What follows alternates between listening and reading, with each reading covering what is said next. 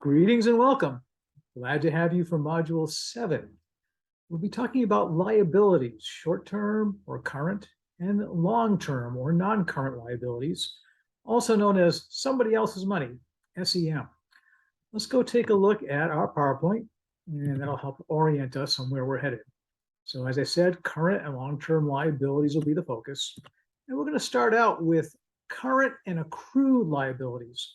You remember our adjusting journal entries, I hope, where we made adjustments at the end of a time period, usually the end of a month, sometimes the end of a year.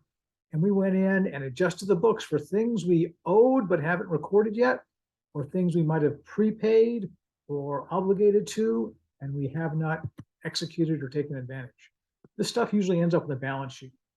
And you look at the things that are called accrued liabilities, and we'll see, I'm going to just quickly annotate and circle what we've got there.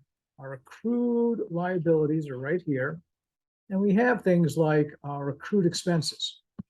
We have maybe wage expense, interest expense. We have accrued vacation.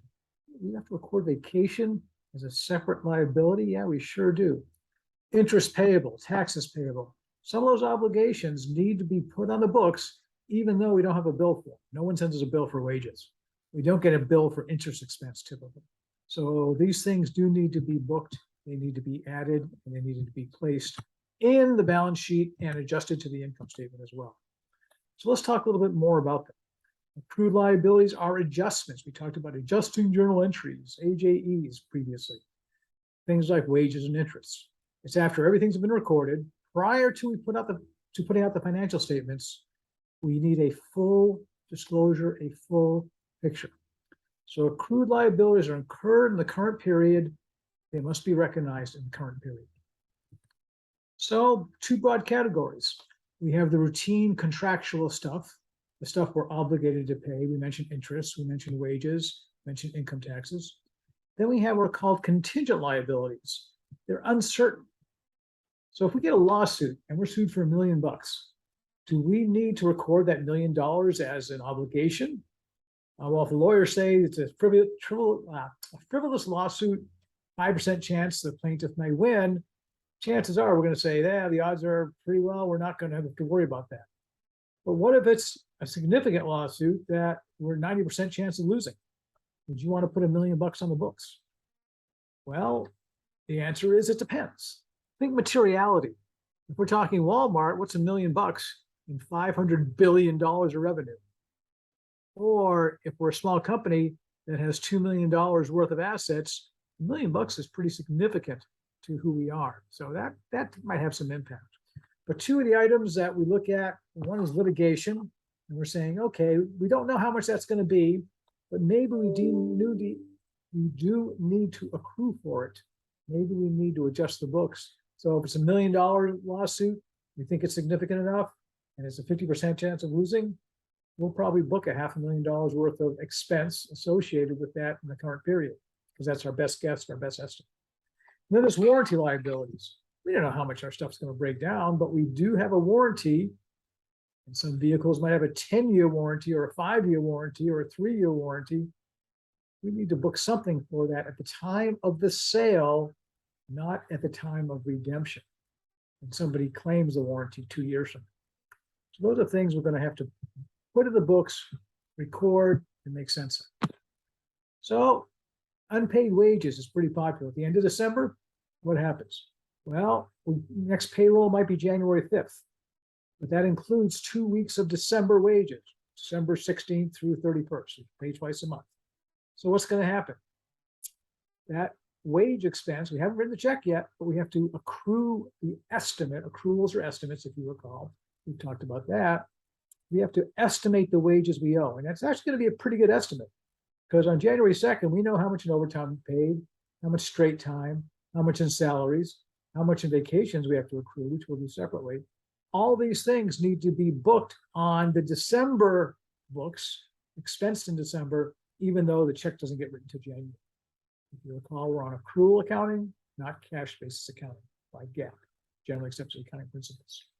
If we don't record the liability and the expense, liabilities will be understated, expenses will be understated, therefore net income is overstated. Net income is going to be too high. We didn't include one of the expenses of doing business. So we have to make the adjustments, those adjusting entries. And there's an example there. We transfer, we're recording both in the liability side and on the expense side. And we're recording that wage expense and the wage payable. Then there's unearned revenue. We have revenues that we have deferred. We got a deposit. We got a prepayment. Someone gave us some money and we gave them nothing in return other than a receipt. Thank you for your money. But we didn't do any work. We didn't provide any products or services. So that is a liability. Ultimately, if they cancel that order, if they cancel the purchase, we give them a refund, that's going to be liability is going to come out of cash. If we actually complete the sale, that liability is going to become a sale, and we'll match the expenses to it at the time, but we're going to move it from the liabilities to the sales. And so liabilities will be reduced. And if we reduce our liabilities, we got to either increase the liability to increase our equity or decrease an asset. Well, if reducing liabilities, we're actually, by increasing sales, we're increasing income increases, equity increases. So we're increasing equity to compensate for the decrease in liabilities. It washes directly through to the balance sheet when we have an income statement adjustment. But these are the contingent liabilities. There are two items that we need to be aware of. When we talk about contingent liabilities, we're talking probable, that 5% lawsuit probably won't get booked. A 50 or 70 or 80% lawsuit will. And we need to be able to reasonably determine the amount. Otherwise, how do we value it? We can figure out, well, you know what? I got a warranty and I can actually do a pretty good estimate.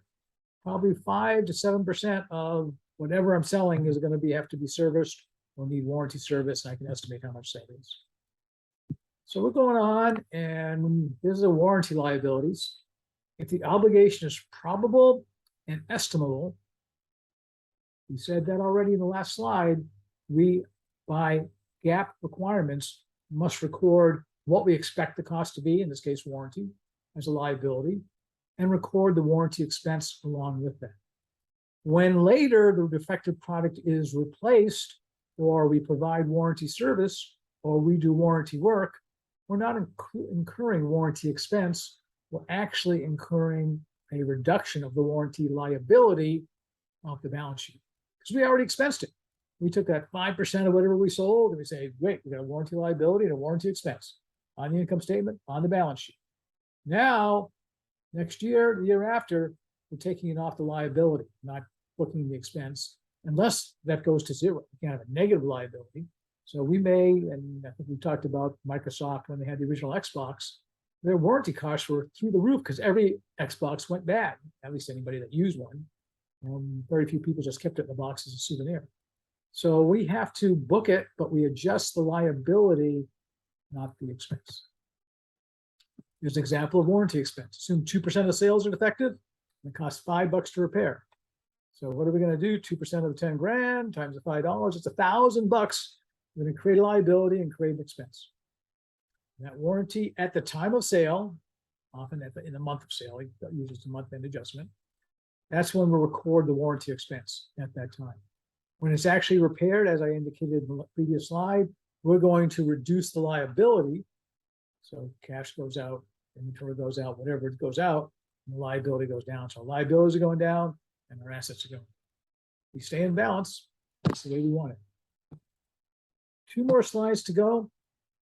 We're looking at as Harley Davidson. I used to have an Ultra Classic. Used to teach motorcycle safety. I love Harley Davidson as a good Wisconsin company. But they have a warranty and we call liability reserve.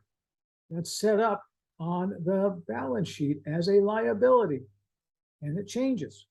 And it changes over time. And they tell you what they added in terms of warranty issued or product sold. And then product recalls and changing in pre-existing warranty liabilities and what they paid out to settle the warranty claims. That's all coming off the liability side of the balance sheet. So again, warranty needs to be disclosed as a liability and reflected in the footnotes. Let's talk about cookie jar accounting. Cookie jar sounds tasty. Sounds good. Well, it's not necessarily good. Cookie jar is a reserve. If you underestimate or overestimate, what's going to happen? You underestimate your warranty liability. You have lower expense in the current period. Therefore, you have higher current net income. You want higher net income? Well, not if it's a lie. Not if it's not the reality of the business. If you overstate the warranty liability, you have more expense, which reduces the net income, and what they call a cookie jar reserve. So later on, when the warranty, you know what, that has expired, 2-year warranty, 3-year warranty, 5-year warranty, nobody took it as much as we thought. Oh, we got a nice boost income a couple of years from now. That's called cookie jar accounting, which is not good because it's deceptive. It's not telling the reality of the situation. So it shifts income, and you really want to check that. As we talked about accounts receivable and the allowance for doubtful accounts, the same way. Make a 2% allowance or 3% or 4%, that's going to have a direct impact on your net income and on your equity. You can be hopefully telling reality, but some people use those adjusting accounts as a cushion for future years to either absorb different expenses in the future or record more expenses now and then later even have more profit. So that ends module A, this portion, and we're going to be going on to 7B momentarily. So thank you for listening. Thank you for being here. Appreciate the opportunity to share.